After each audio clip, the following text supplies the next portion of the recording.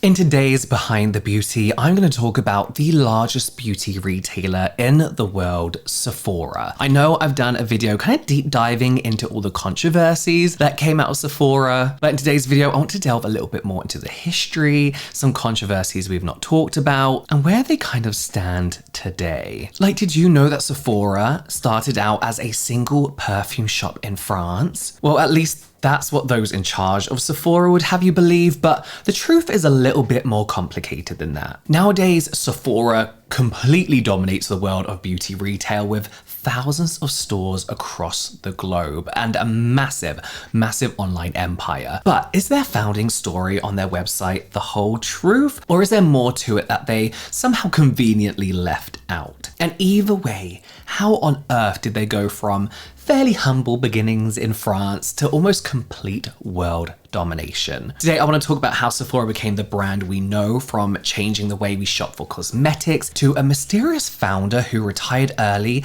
and sold the brand for hundreds of millions, and how they've gone pretty much from strength to strength ever since, always remaining ahead of the curve somewhat, despite getting involved in so many controversies that would have sunk any other brand years ago. Chapter 1: Origins and Founding. The origins of Sephora aren't as straightforward as a lot of other brands. A lot of the time, it's just this person started the brand at this time because they wanted to fill a gap in the market, etc., etc. The usual founder story, right? But with Sephora, things are a little bit more complicated. Most people will probably argue that Sephora's origins go all the way back to 1969, when Dominique Mandonnaud opened a perfumery called Shop 8 in Limoges, France. Now, obviously, Sephora still sell plenty of perfume, right? But what makes people really consider Shop 8 where Sephora truly began comes down to how they sold their perfume. Back then, traditional perfumeries and beauty stores in general mostly kept their products locked away behind counters. There would usually be separate sections for each brand they stocked, and you'd have to speak to a salesperson to test out the product. They essentially followed an old-fashioned department store model kind of sales, right? It felt very exclusive, but not exactly welcoming to customers. But Mandonnaud wanted to change all of this. Instead, he decided to implement what he described as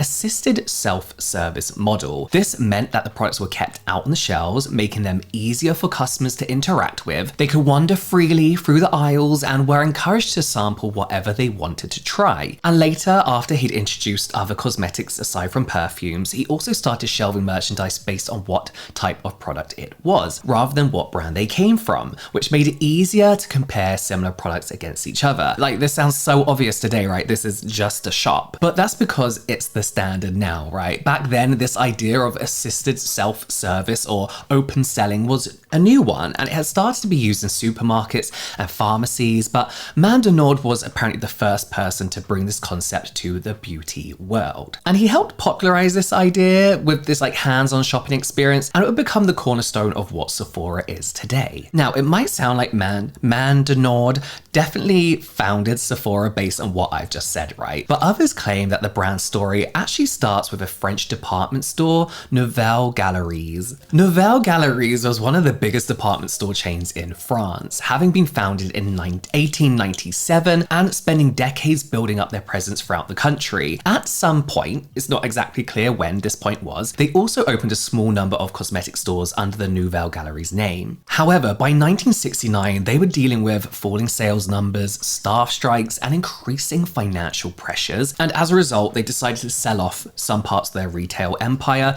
including their cosmetic stores. And this is when beauty retailer and pharmacy chain here in the UK, Boots, stepped in, buying Nouvelles Galeries cosmetic stores in 1970, as they were basically looking to expand into the rest of Europe at the time. Now, at first, these stores continued to trade under the Nouvelles Galeries name, just under Boots' ownership, but Nouvelles Galerie didn't hold the same prestige as it used to, so in 1972, Boots decided to close their new French stores for refurbishment, and when they reopened them again in 1973, they also rebranded the stores under a new name, Sephora. Now, from there, Boots continued to expand their chain of Sephora stores in France, and by 1987, they had 38 stores altogether. But despite having grown into one of the biggest perfume retailers in the country, Sephora wasn't particularly profitable for Boots, Boots. In fact, for years, Sephora had been making losses, despite having revenue in the tens of millions of dollars. It wasn't until 1992 that Sephora finally managed to make a profit of just $43,441. So as you can see, it wasn't exactly a huge moneymaker for Boots in any way. Their operating costs were just too high, and their main focus was on their UK stores, which brought in the vast majority of their profits. So it's obviously not a surprise that they were more than happy to sell Sephora when Mandonnaud approached them, because he was looking to expand his Shop 8 chain. He was apparently very keen on buying Sephora because they were already in some prime locations that Mandonnaud wanted to get into. So in 1993, Mandonnaud, through Shop 8, bought Sephora for $61 million.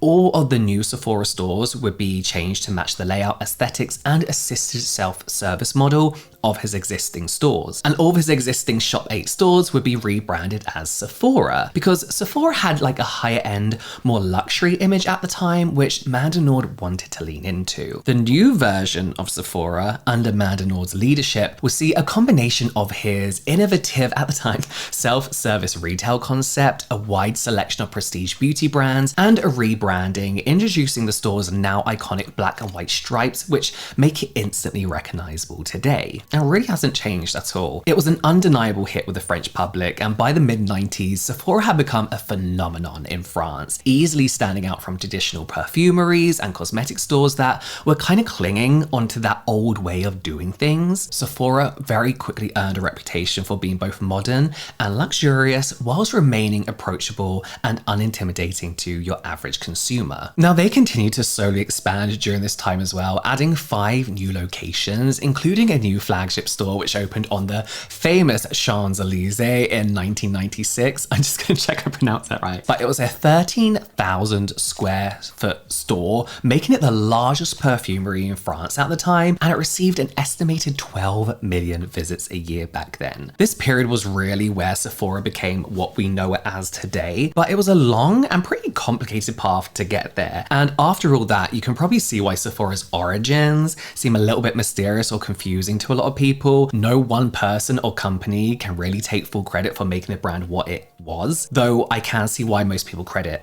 Mandonnaud as the founder of the brand, even though he technically wasn't, but I get why, right? I would say he was. Regardless of whether you think it was Mandonnaud or Nouvelle Galeries or even Boots who deserve the most credit and praise for creating Sephora, the fact is that by 1997, the brand was transforming the beauty retail space in France and seemed set to only dominate further in the coming years, as we know they do. But despite the role Mandonnaud undoubtedly played in making Sephora what it was and the growth he'd overseen in the last few years, after 1997, any continued success would come under different ownership.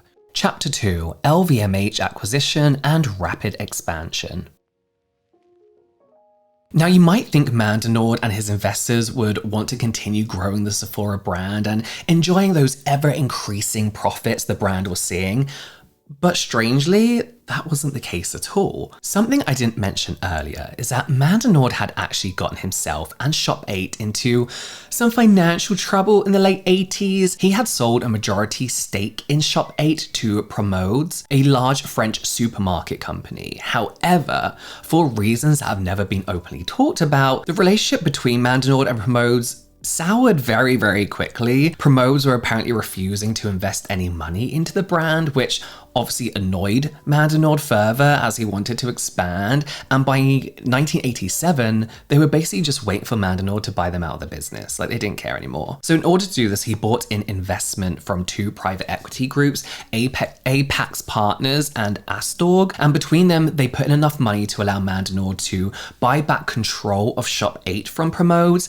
as well as enough money to buy Sephora from Boots. And as part of the contracts he had with these private equity groups, Mandonnaud apparently insisted on a rather bizarre clause that they all agreed to sell the company by September the 5th, 1997, regardless of how well the business might be doing. And this was all because Mandonnaud wanted to retire before his 50th birthday. So strange as that might seem, Both private equity groups actually agreed to this demand. So in July 1997, with Sephora having enjoyed several years of impressive growth, the brand was acquired by LVMH for $262 million.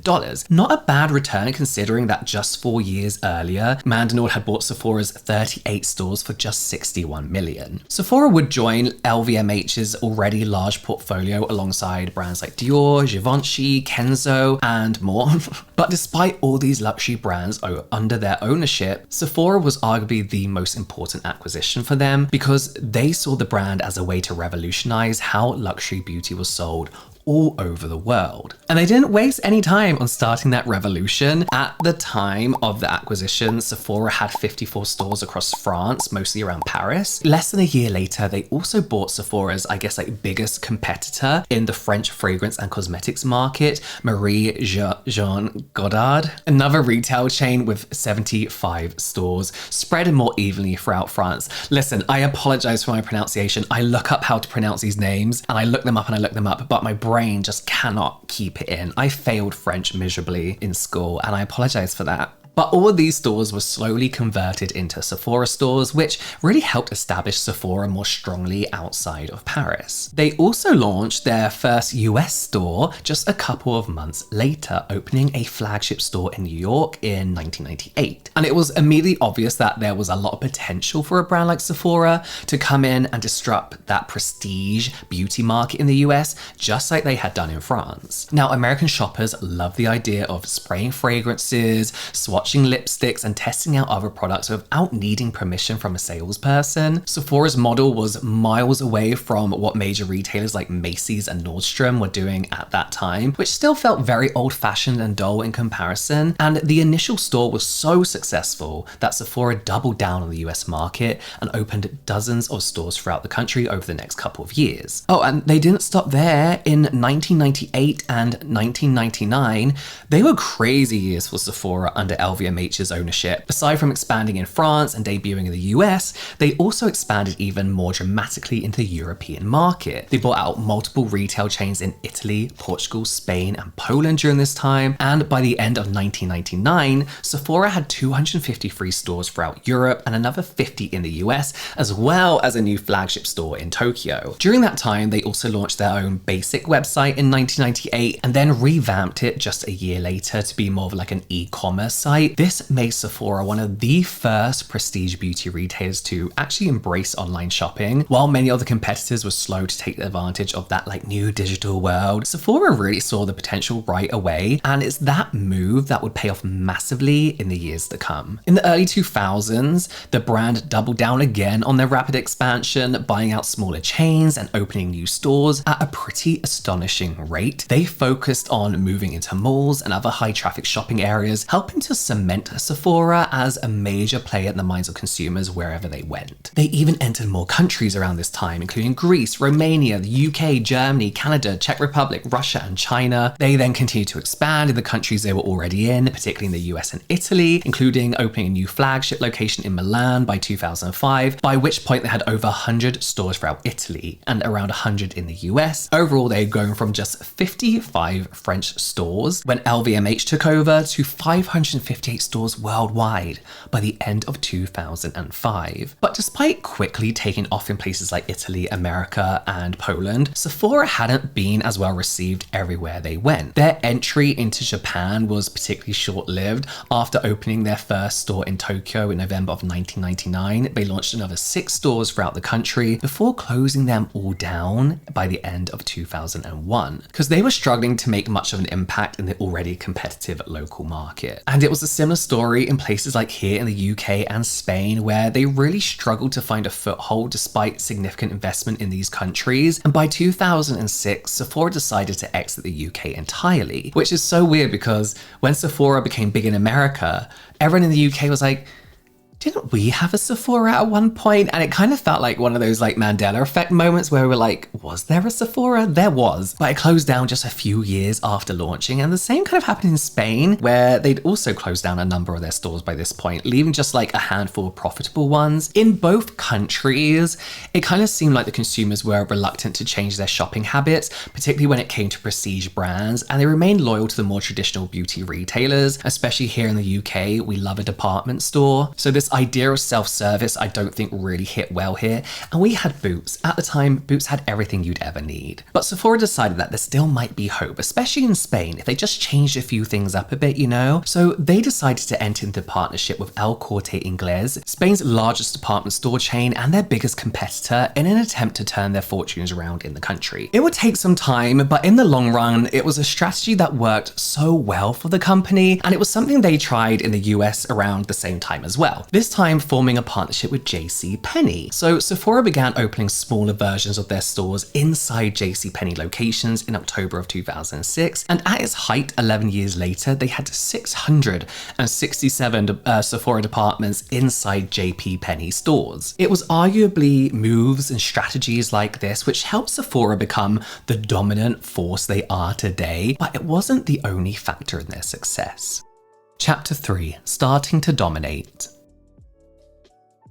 By the end of 2006, Sephora was starting to firmly establish itself as the go-to destination for beauty lovers, having managed to successfully transition from being seen as mostly a perfume specialist into a beauty retailer where you can find almost anything you could possibly want. But aside from buying up smaller competitors and opening new stores at a pretty astonishing rate, there were other moves that helped change how people perceive the brand and further helped it to start dominating the world of beauty. One of the other main factors was how Sephora helped introduce and popularize smaller beauty brands. Throughout their history, Sephora has kind of been known for introducing new brands to the general public, but this reputation went to another level when they expanded into the US. When Sephora first arrived in America, a lot of the big legacy brands already had exclusive deals with other major retailers, so Sephora had to turn elsewhere, at least in the short term. This meant that they worked with a lot of new or smaller beauty brands, with some going on to become major successes over the years, and probably the most noticeable from the early 2000s was Strivectin, which was first released as a stretch mark cream in 2002,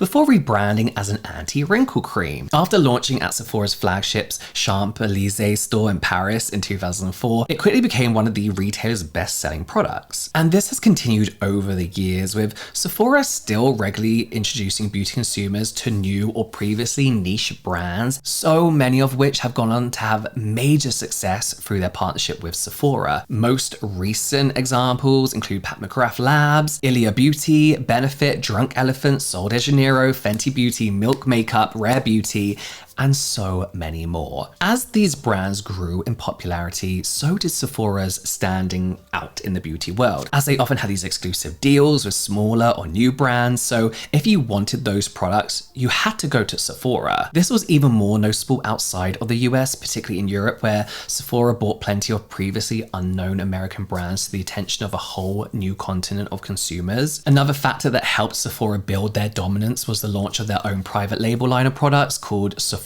Collection. The goal with this was to offer like a more affordable but still effective alternative to the luxury products you usually find on their shelves. And since its inception, the owned by a brand now has everything ranged from skincare, makeup, fragrances, nail polish, hair care, and even beauty tools. Some of them are good, some of them aren't so good. They have a good selection though. And although the Sephora collection might not be for everyone, it has definitely helped the brand kind of reach a wider range of consumers, particularly with younger beauty enthusiasts who want to get in on that like shopping experience, but can't justify splurging on luxury brands like Chanel or Dior. Something else the brand introduced actually during the 2000s was their Beauty Insider program. Loyalty program, which they launched in 2007. And it's another aspect of how Sephora has managed to build up such a large and loyal customer base. The Beauty Insider program is often included in lists of like the top retail brand loyalty programs, with many believing that it offers better rewards and more flexibility than a lot of other programs. And like every year, like influencers will do these like best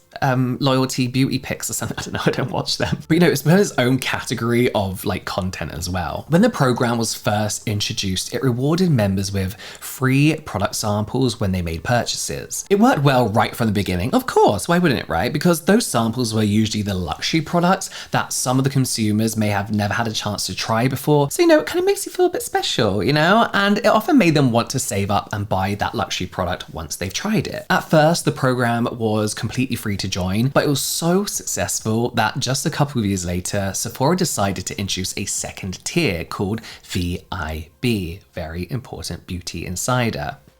VIBI, VIBI. This tier requires you to spend at least $350 per year at Sephora in order to become a member. And if you made the cut, you got even better rewards that nobody else had access to. Oh no, this is the thing I'm thinking like creators do, don't they? The VIP sale. This made it something like aspirational though, and almost like gamify the shopping experience, with a lot of consumers consciously trying to spend that much just so they could have the status and perks of becoming a VIP member. And Sephora doubled down on this feeling in 2013 when they introduced a third tier called Rouge. This even more exclusive tier gave people first access to new products, limited editions, and invitations to special events, as long as you spend $1,000 per year at Sephora, which I must say I think people are easily doing nowadays. This program became hugely successful in building a loyal community for the brand, with the number of members across all three tiers coming in at over 40 million to this day. They're crazy numbers for a retail loyalty scheme, but there is kind of like this cult following with it. Like, people love being part of this. But again, all of this really just did establish Sephora as the dominant player in the world of beauty retail by the early 2010s. They had gone from a brand that was fighting tooth and nail to beat out traditional department stores to a retailer that was now reshaping how consumers viewed beauty shopping altogether. But what came next took things a step further, cementing Sephora as the industry leader, no longer just keeping up with beauty trends, but actively setting them. Chapter 4, Becoming a Cultural Icon. By this point, Sephora was basically everywhere, and in 2013 they had 706 stores in the US, including the ones in JCPenney, and over 2,300 stores in total across 33 different countries. All of this was bringing in a revenue of over $4 billion. But as successful as the brand already was, the next decade would see Sephora go from a beauty retailer into a cultural icon. And a big part of the shift was due to the way Sephora embraced technology and the age of social media. The brand has always been open to exploring new technologies when their competitors were slow to do the same. This can be seen all the way back in the 90s when they opened their Champs-Elysees, I keep forgetting how to pronounce that, when they opened their Champs-Elysees store with things like lighting options in the makeup section that mimic daylight, beauty software available on CDs, and info screens that activated when customers approached. They also introduced things like in-store tablets that let customers follow along with makeup tutorials whilst trying on products, Color IQ, which was a handheld device they created in partnership with Pantone that scanned a customer's skin tone and matched it to their perfect foundation. And they were one of the first beauty brands to launch an app which used augmented reality to let shoppers try on thousands of lipsticks, eyeshadows, foundation shades, all on their phone. But their readiness to embrace social media was probably the biggest thing that pushed Sephora into the minds of beauty consumers in a major way. And in the mid-2010s, beauty influencers were blowing up like crazy on YouTube and Instagram with their advice and tutorials, like changing the way consumers discovered beauty products. And Sephora were ready to make the most of this new era. So instead of relying on traditional forms of advertising, Sephora put a shit ton of money into partnering with influencers, both big and small, to promote the brand by reviewing their products or by creating looks with products that were available on Sephora. Over the years, they've partnered with a whole range of influencers, some of the biggest names like Jackie Aina, Nikki Tutorials, Kathleen Lights, Manny MUA, Huda Kattan, Desi Perkins, and so many more. They actually even created their own YouTube channel, also creating their own kind of like tutorial style videos when they were the biggest thing on YouTube, featuring makeup artists giving tips to show specific looks that use Sephora products, as well as putting out videos introducing the latest product releases and showing consumers reviewing their products. The channel actually did really well, considering a lot of other beauty retailer YouTube channels don't do as well because they usually feel like a little bit more like one giant advert. But Sephora managed to get almost 1.5 million subscribers, which rivals plenty of other big beauty influencers. Alongside these beauty influencers, Sephora has also partnered with a long list of mainstream celebrities in various ways. As I mentioned earlier, they've been the main or sometimes exclusive distribution channel for several major celebrity beauty brands, including Rihanna's Fenty Beauty, Selena Gomez's Rare Beauty, Lady Gaga's House Labs, Pharrell Williams' Human Race, and Gwen Stefani's GXVE Beauty. Is that still around? I don't know. These partnerships with celebrities and influencers have helped catapult Sephora towards a whole new level of cultural relevance, to the point that now just getting your brand into Sephora gives you a good chance of going viral, or at least becoming fairly well known amongst consumers. You have to pay for the privilege, but brands like Drunk Elephant, Sol de Janeiro, The Ordinary, Glow Recipe have all had moments of huge virality, thanks at least in part to their presence in Sephora and the recognition that comes with that. Sephora has become such a cultural icon that Sephora isn't just a retail store anymore. For some, particularly the younger generations, it's become somewhere just to go to kind of like hang out. It seems like a cool place to be, like the Body Shop used to be. No, hang on.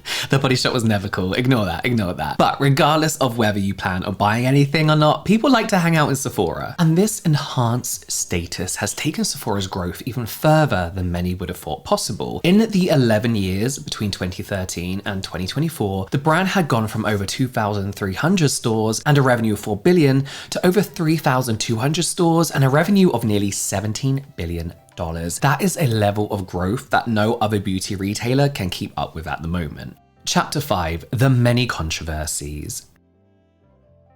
I'm going to keep this brief because I have a whole video you can watch on this, but I'm adding a new one to the end of this because, of course, with all that success, as we know, it hasn't come without any bumps along the way. And Sephora, more than most brands, has really had its fair share of criticism and controversies over the years, and some of the scandals they face have been pretty messy. Some, I don't know how they've even survived. Maybe the most well-known controversy the brand has been involved with is the controversy with SZA in 2019. The singer claimed on Twitter that she'd been racially profiled at Sephora store in Calabasas, California, and that the store employees had accused her of stealing while she was just trying to shop for Fenty Beauty. The story, of course, blew up on social media, and people were understandably pretty outraged. Sephora had immediately apologized for the incident, but the backlash got so bad that they eventually decided to shut down all of their US stores for an hour to conduct diversity training. It was meant to be a sign that Sephora was listening to the criticism, but many argued that it felt more like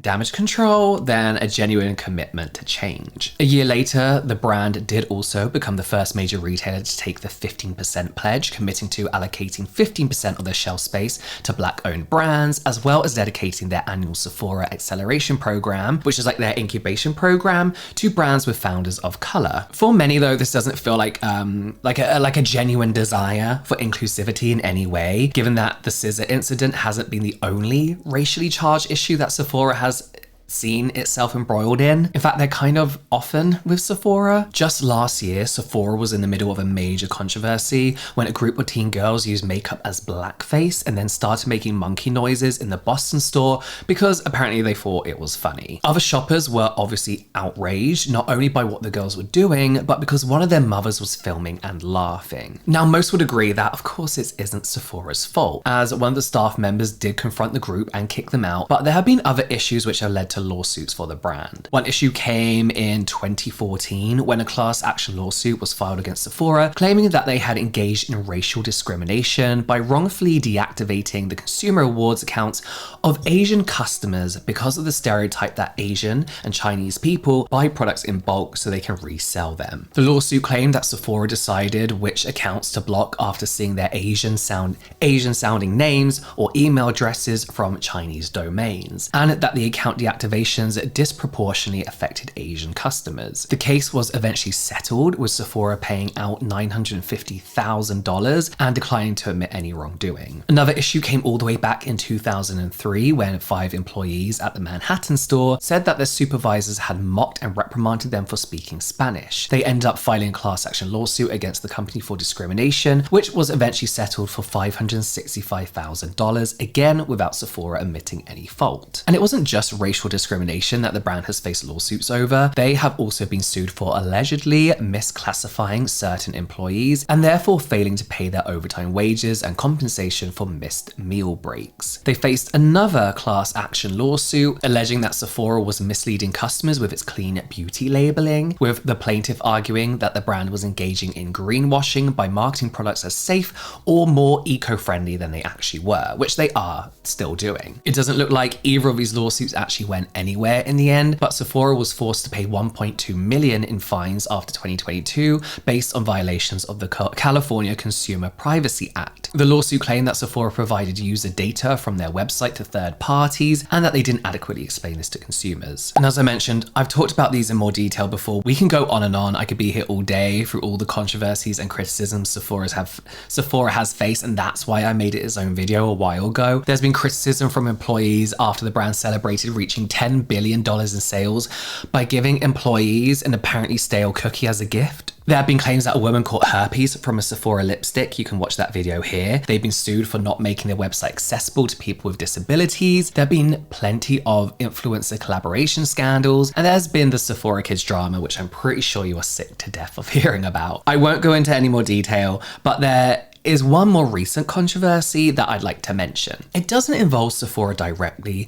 but it does involve their parent company LVMH and its CEO Bernard Arnault. Specifically, he's been linked to Donald Trump through business dealings and meetings, which critics argue feels at odds with Sephora's attempts to create an image of inclusive and progressive values. There were also claims that at the end of 2024, that Sephora or its parent company had allegedly donated to Donald Trump's presidential campaign, with some people calling for a boycott of the brand. But these claims were later proven as false, apparently. Though it's worth noting that Bernard Arnault and 2 of his children did attend Trump's inauguration in 2025. Chapter 6. What does the future hold?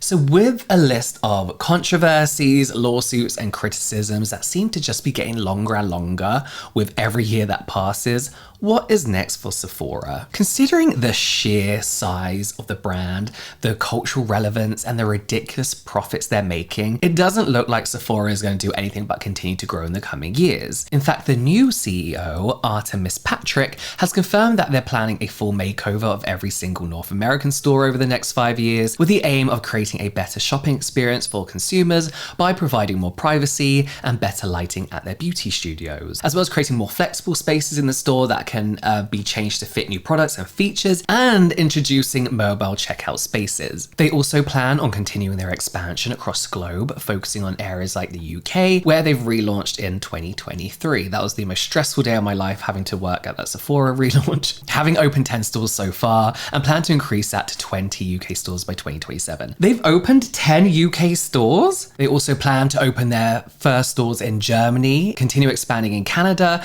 and really try to make more of a dent in Asia in the next few years. I'm sorry, but Asian retail beauty stores shit all over Sephora. They're gonna struggle. Their new partnership with Kohl's is also going strong and expecting to continue to be a big source of revenue for the brand. After their deal with JCPenney ended in 2020, Sephora entered a new partnership with Kohl's. By December that year, they'd already started opening Sephora departments inside Kohl's. Now they have over 1,000 Sephoras in different Kohl's locations, with sales at these specific stores bringing in 1.4 billion in 2023, which is expected to increase to 2 billion by the end of 2025. So that's the new story of Sephora, from a single perfumery in France to being acquired by LVMH and becoming the global beauty giant we know today. Along the way, it's reinvented how people shop for cosmetics, played its part in the rise of beauty influencers, and it's really helped launch some of the most loved beauty brands around today. But despite the success, controversy never seems to be far away, and with the latest scandal linking the brand to a president that doesn't seem to support the same values that Sephora apparently stand for, many are starting to wonder if there are better options out there. I'll be honest with you, I don't think they're gonna struggle. So let me know what you think. Has Sephora already peaked as a brand? Like, can they really get any better? Like, what else is there to do? Will their controversies eventually bring them down, or are they simply just too big to fail now?